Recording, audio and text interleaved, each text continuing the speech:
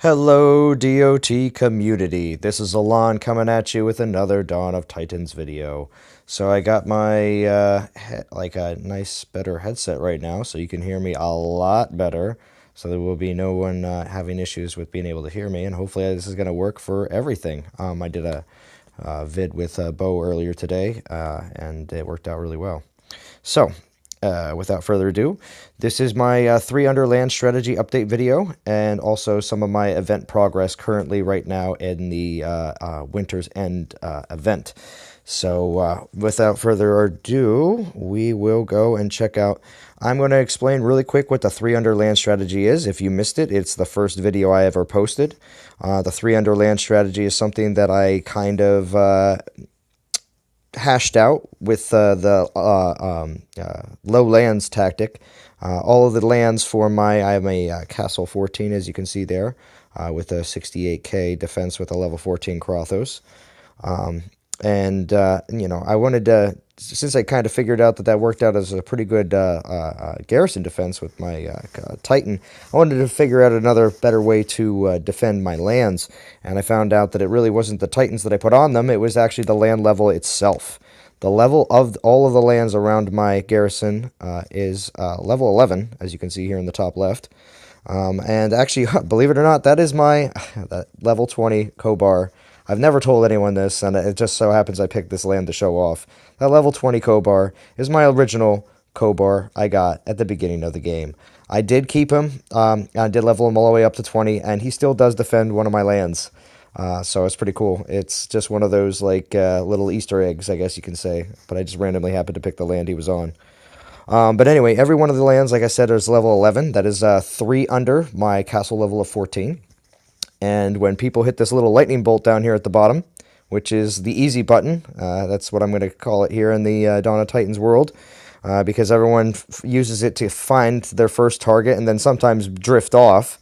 But when it comes down to the castle that it takes you to, it will always be a castle of the same level you are. So I'm castle level 14.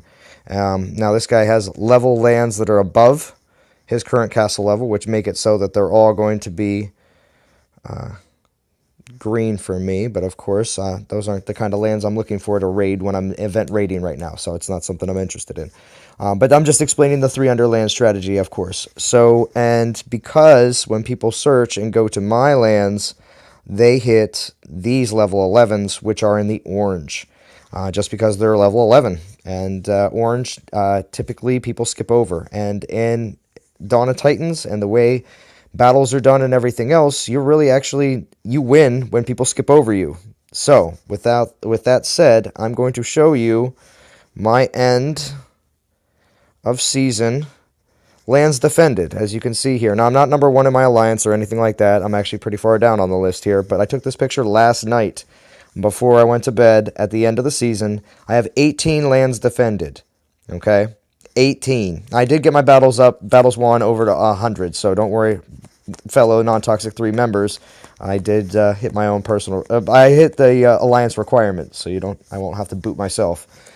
Anyway, the lands defended, as you see there, 18. That's 18 lands defended the entire season.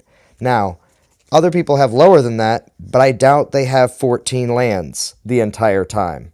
Most of the people that have less than me are only just their garrison. They don't have any lands. So I'm just going to say right there, and actually, as you can see, some of these other people here, I'm not going to call people's names out. You can see who they are. But they have a lot of lands defended, which means they probably have lands that are a little higher than their current garrison, and they're probably getting attacked by a lot of people. All right, so I'm going to jump back in game. Hopefully it's not going to load, and I'll be able to continue. Oh, no, it'll load. Anyway, so with that 3 under land strategy, when people go to your land and see that it's orange, they won't attack. You don't lose any resources. You don't lose any VP. So it's a very, very good strategy, and I suggest a lot of people do it, but obviously if you would like to stick with your own strategies, that's fine. I'm seeing I see a lot of success in it though. So with that said, I did just point out some people that obviously when you have higher, multiple hundreds of lands defended, it's pretty obvious that those are the people that are bleeding VP more than they probably should, and should probably get their lands a little bit under better control. Let's see. Now I'm going to get into my event progress. So currently in the event, I am a little over 5,000. And there's Asteron right there. It's she, female, Guardian Titan, 3-star. So I'm pretty much where a lot of people are when they would say halfway. I have exactly 11 and a half hours left. So I figured that out with my current 3-star relics that I have left. I have about 98 attacks more to go, which is averaging about 8 attacks an hour. So I'm going to be actually grinding this like a crazy person. But that's because I was busy over the weekend, and not everybody has time to play every day. So that is the nice thing about having the 3-star relics at the end be available. It is, but that does involve a lot of grinding when you can't stack your relics. All I'm using is one 3-star relic at a time. So that can be a little rough. I did save my 50p stones from the beginning of the event. I actually just collected them this morning. I did that last event, those 50 portal stones in the very beginning. I just saved them for the last day because I know I'm going to be attacking like crazy. So that's kind of like my plan going into the event now, as I usually always save those P stones for the last day. I do have to make one. I said something in an earlier video about the 3-star relic event relics giving. I think I said 600% or something like that. It's not the case this event. They were changed to 500%, and I think it's because now that they do these guaranteed 3 stars at the ends, they don't want people getting as many souls.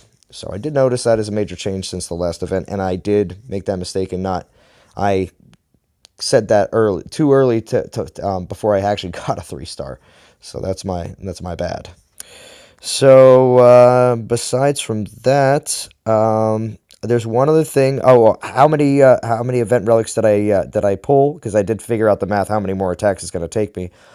I have a total of 18 relics total. Most of them 3 stars, 5 2 stars, and like 3 1 stars. But again, there was five of those relics were provided with the tokens and with the gems that you got in the event. So really only 13 did I buy with gems. And some of those gems were from season rewards from the last like 2 weeks, and also from doing my dailies every day. So not even all of those 13 relics were bought from gems that I put money into the game. So in essence, it's looking like I pretty much spent around $35, it looks like, for this event, which isn't too bad. It's about on par with what I've spent in previous events as well. But there is one thing that I am doing that I did last event, and that is I'm buying, because with these guaranteed 3 stars, event relics, I bought 2 poison opus. I think it was 2 poison opuses from last event. There's all my ice or frost opuses I'm going to have to use in the next 11 and a half hours. It's going to be a crazy grind, but anyway, here, hold on. It's coming. Dawn of scrolling. We have the 3 putrid opuses that I have left over from the last poison event. I bought those 2 putrid opuses at the end, knowing I would use them for another event later. That is kind of a strategy I'm using now, because now that I can start an event with some 3-star relics, I think that's pretty awesome. I'd rather spend the 2k gems now on a guarantee instead of spending the 2k gems in the beginning of event or the middle of the event trying to grind out and everything else. So with that said, that's just a future cool idea that I've going to start implementing, which I already have started implementing, but I'm going to continue to do so after this event. Even though the next ice event may not be for 2 months, it's still going to benefit in the long run because it's a guarantee. It's not, so anyway. All right, DOT community, that's pretty much all I have for today. I will come back with another vid pretty soon, and I will talk to you guys again soon. All right.